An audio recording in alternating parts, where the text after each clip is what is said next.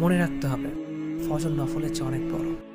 শবে বরাতের নামাজ যেহেতু নফল, সেহেতু নফল পড়তে পড়তে ফজর পড়া ভুলে গেলে বা ঘুমের কারণে পড়তে না পারলে কিন্তু সবই শেষ।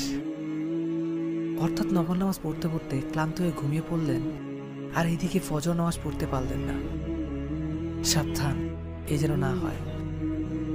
ভালো হয় শবে বরাতের নফল শেষ করে বেতের নামাজ পড়ে এরপর ফজর নামাজ পড়া। যাই করেন, নামাজ পড়ান আর ঘুমান, সমস্যা নেই।